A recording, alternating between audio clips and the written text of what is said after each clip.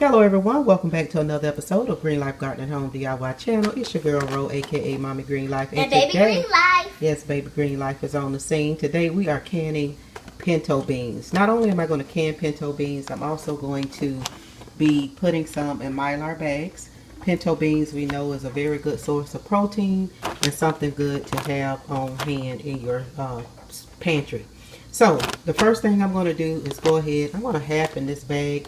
And I'm going to go ahead and sort through the beans because we know that these manufacturers don't always get all the foreign particles out. You may come across a little rock, little pebble, little something, you know, that was just left behind. So that's the first thing you want to do. And I am going to soak mine overnight to prepare them for the next day. So the first thing I'm going to do is go through these to see if I see any little rocks or anything unusual. Little beans that split like that, it's not a big issue for me. A bean is a bean. I'm sure that they probably got damage coming down the processor at the company or whatever. But if I see anything like a little pebble or something like that, I want to get it out. There's another little bean that's split. So yeah, I'm not going to focus on that. A bean is a bean. And so let me go ahead and finish sorting through, and then I'm going to give them a good rinse.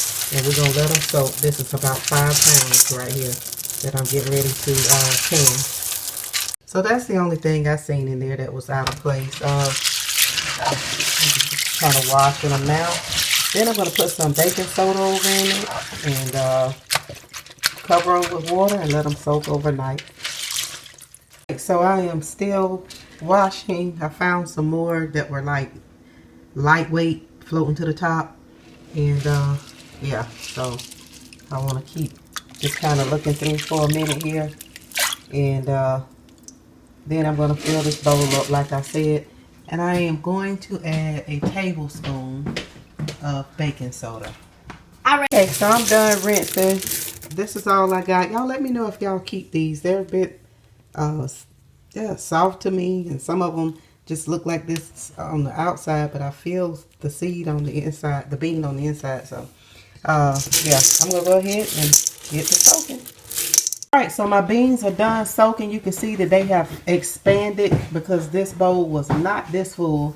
It is up to the rim. What I'm gonna do now is give them another good rinse, and then I am going to put them in a pot. I'm gonna fill that pot up with water to cover the beans, and then I'm gonna bring it to a boil, and it's gonna boil for 30 minutes.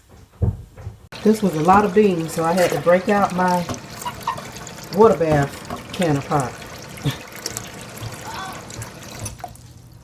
Okay, so I've got my jars all washed while my beans are on the stove, getting ready to cook 30 minutes. And then I'm going to go ahead and put my jars in the oven, and that way I can hot pack. As the jars are pulled out of the oven, I will start putting the hot beans in there once they are ready. Set these in the oven inside of a pan here, and I'm going to go ahead and put the rest of them inside of another pan, and they're going to stay at least 20 minutes. Usually I do 30, but at least 20 minutes. And that would have them hot and ready to be packed. You can use hot water if you like, and hot boiling water to dip them in and pack them that way, but I always just stick them in the oven. Beans are getting ready to boil, and I'm just going to come in here and scoop off this dross on top. Alright, so my beans are ready. I'm getting ready to put them into the hot jars. I've got my canner pot about to go on the stove and start getting hot. I've got rings at the bottom because I only have one rack, and that way I can sit my jars in here. They won't be sitting on the bottom, and I can put my rack to stack on top. My jars out of the oven, these are very, very hot. I'm going to go ahead and put a half a teaspoon of salt in each one. This little vinegar, this container holding vinegar right here is going to wipe the rims. And yeah, so let's get started.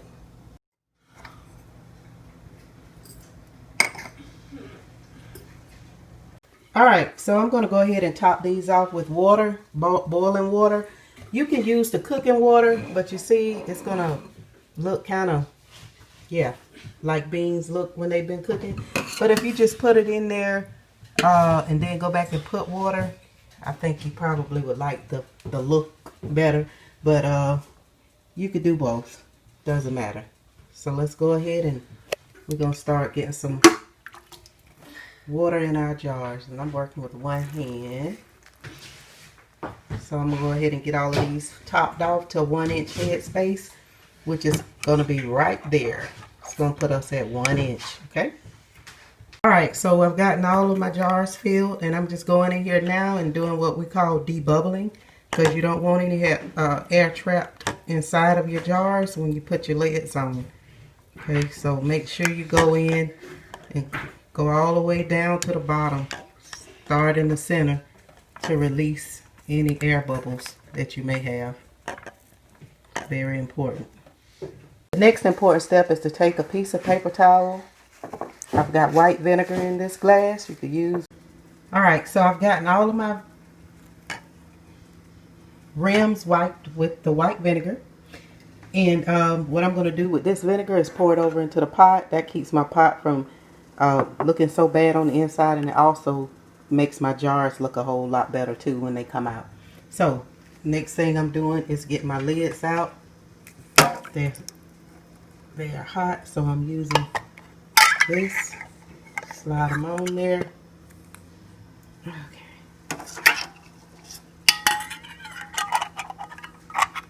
Okay.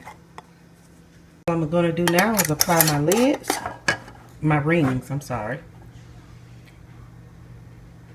I just noticed something on my lids.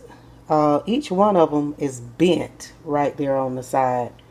So I took them all off the jars because I just so happened to catch it as I was putting on the last one, and I thought, well, maybe I could bend it back in place, and I looked and I checked the rest of them, and all of them were like that. So I'm not real certain. They did have a seal whenever I took them out of the box, you know, like a pop, like they were on their suction. Out of curiosity, I'm just gonna try one. But be careful, watch for that, because I'm wondering if that being like that is gonna create a problem. And that's all of them, every one that came out of that box of quart-sized jars. Every one of them. Alright, so I've got all of my beans over into the pot. I'm going to get ready to put the lid on, and I'll show you what to do next. Okay, so what's going to happen right now, I've got it on the stove. I've got my heat on high. You're going to see steam begin to come up out of here. Once you see that steam, you let that go for 10 minutes solid. Then you will apply your weight. Okay? Once you do that, you're going to bring your pressure up to whatever you're supposed to have it at for your altitude. For my altitude, where I live, it's 11 pounds of pressure. And these are quart jars, so they're going to process for 90 minutes. So you set your timer for an hour and a half. It's important that you don't start your timer until it gets to 11 pounds of pressure, or whatever it is for your altitude. That's when you start your timer. But before we do all of that, we got to see steam coming up out of here for 10 straight minutes. It's starting to kind of push out some now. And the pressure lock will pop up, and you'll be ready. Alright, so my timer has been going for 10 minutes. I'm going to go ahead and put my weight on, and then I'm going to wait for my pressure to come up to 11 pounds. The only thing I think maybe I forgot to say was, oh, I just had it on the tip of my tongue. Oh, whatever salt you put inside your jar, make sure it's sea salt or canning salt. I had some pinto beans left over that I did not use. They are pre-cooked and ready now to be canned at a later date or cooked. So they're in the freezer. They're gonna be done. So I have started my timer because we are at roughly 11 pounds of pressure. And I'm going to adjust my heat by continuing to watch this gauge. Make sure it do not fall below at least 10 pounds. And we don't want it to be going too close to say 13 or 15 pounds. You want to start turning the heat down because that would be too much. Okay, so my timer has just went off. It did hold its pressure at 11. So what I'm going to do now is go ahead and I'm going to cut this pot off. And at this point, I'm going to let it sit here and depressurize. And once it does, this is going to drop. And once it drops, I'll know that it's time to remove my pressure gauge and take the lid off. Okay, so as you can see, the pressure has went down to 0. It's safe for me to take my weight off now. I don't have anything shooting out of there. The vent lock has went down. It was up. All I got to do now is take the lid off, and I'm going to have to put my camera down to do that. But I will tell you, I'm going to tilt. Okay, as you can see, I've got my first jar out. It's still bubbling hot. I'm going to go ahead and get the rest. Isn't that pretty? Wow.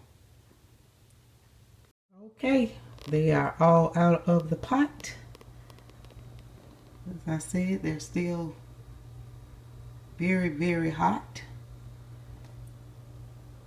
And we have got ourselves some pinto beans ready to eat.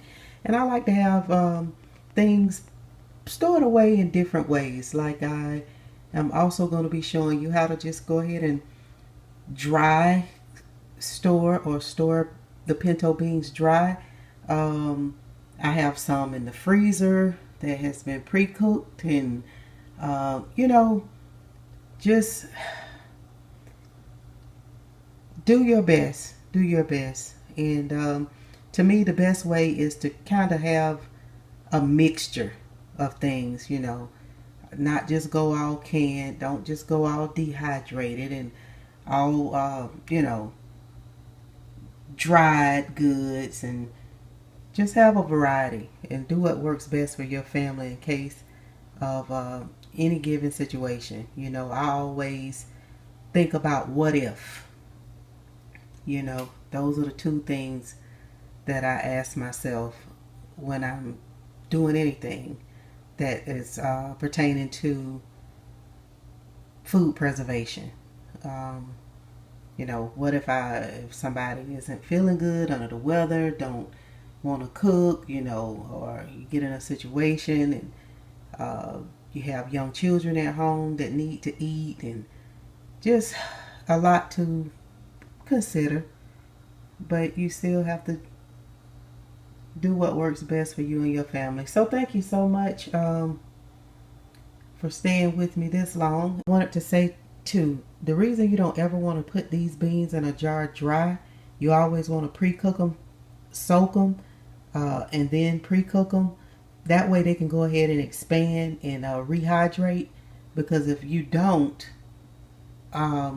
you say put too many dry beans in a jar and then you go and add your water, you know, thinking, well, I filled it up to the top.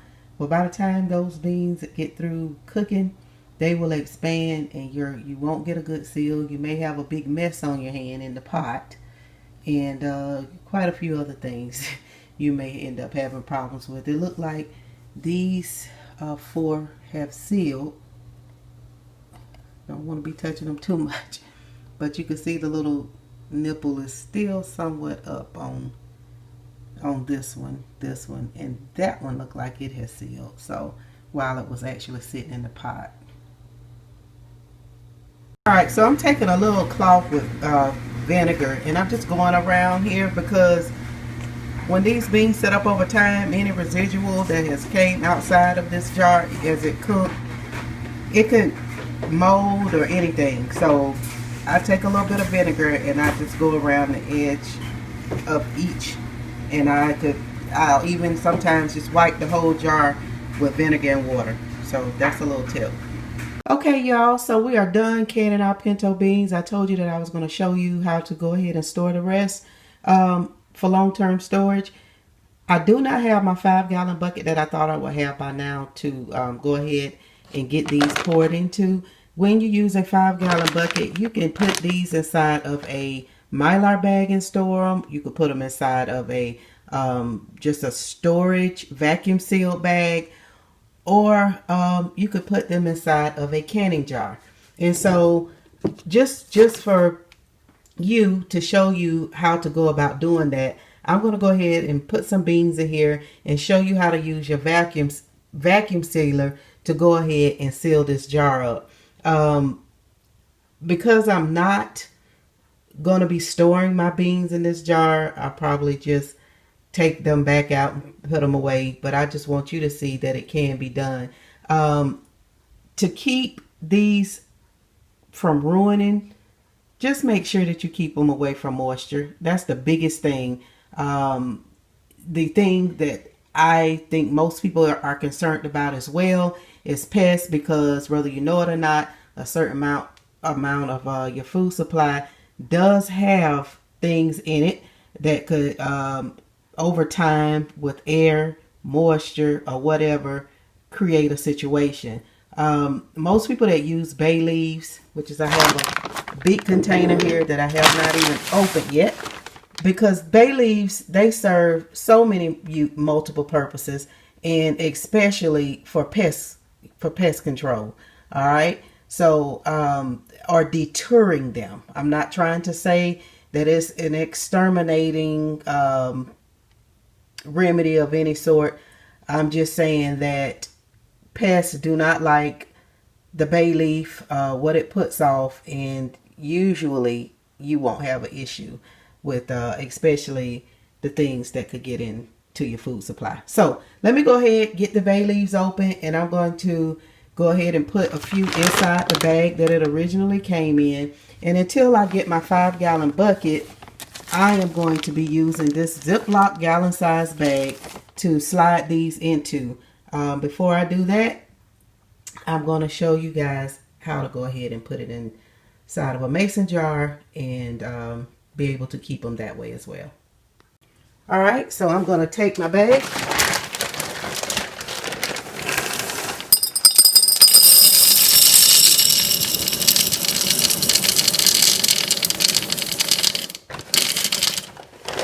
Fill my jar up. And the reason I would not put bay leaves in here is because once you seal this off, you're going to keep out the moisture, and you're going to also be removing the oxygen from this jar that would, of course, keep anything from being able to live and grow. And if you would like to stay on the safe side, do go ahead, drop your bay leaf down in there. All right, so with your vacuum sealer, if you don't own one, it comes with 2 attachments. It comes with one for a wide mouth lid, and it comes with one for a regular mouth lid, which is the one I'm going to be using today. For some reason, the regular mouth lids have a tendency to not really want to come off the suction. And if that happens, all you have to do is just release the little nozzle that goes up there, and you'll be able to get that off. So I'm going to go ahead and plug this into my vacuum sealer. Get this where you can see it. There's a little plug right here, and be careful because you can, you know, break that. And see, I don't like to press it down too hard. Let me go ahead and put it inside my jar first. So I've got my lid. I got to put it back on. I'm putting on my,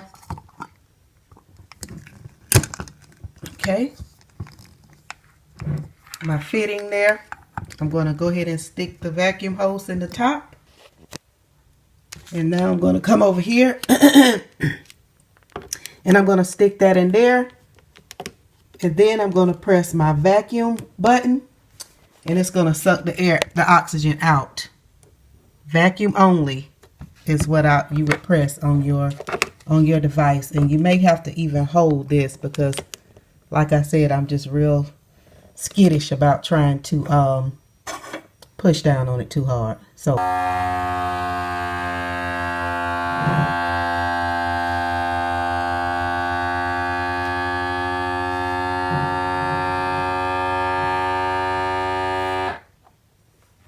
okay.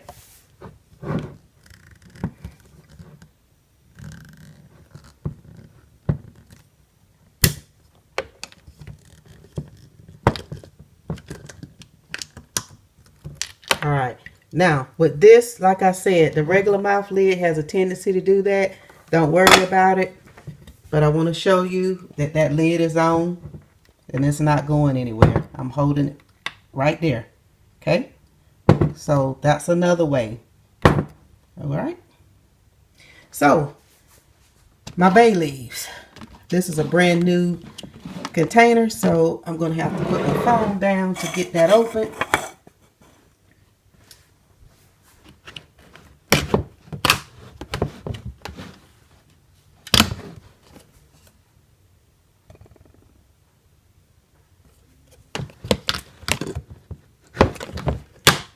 All right, so we got the ring off. It's nicely packaged. All right, I got a whole big old container full. I think, how many? I got a pound. All right, so all I'm gonna do now, is just take a few leaves out of my bag. Get everything out your way so you can see. And I'm going to drop them down into the bag with the beans. And then I'm going to seal this bag back into its container. Now, I don't have to worry about anything messing with these, but I do have to make sure I keep the moisture out. And that container is very well sealed. So I'm just going to take a few.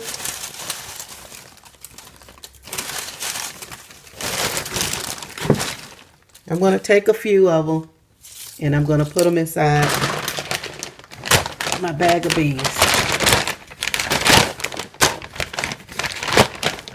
Get it where you can see. Alright, I'm just going to put them in there. And I'm going to fold this bag over. And I'm going to slide it inside of my 1 gallon bag here, and then when I get my 5 gallon bucket, I can put them in there just like that.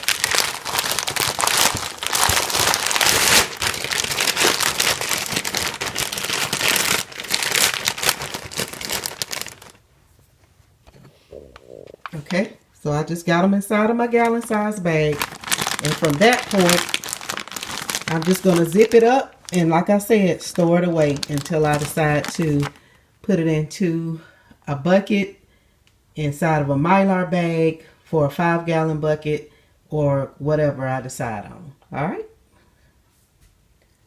So there you have it. We have canned our pinto beans. We have put away our pinto beans to do whatever it is I'm going to do with them later, whether it's can some more of them in whatever way I think is best. And we're going to see y'all on the next video. Okay, if you learned something, let me know. Don't forget to like, share, and subscribe. And peace and blessings. One love. Notice also with the pinto beans, I went ahead and put my lid back on, my ring, excuse me. I put the ring on, and that way if it decided to try to come unsealed, hopefully that would help, and I won't have any problems. So don't use or reuse, don't reuse lids that you have already pressure canned with in any way, because the seal has been compromised around the ring, around the lid. And yeah, so in a situation where you're just storing away something dry, the ring is okay to put on, especially, you know, if you vacuum sealed it. It should not be a problem. So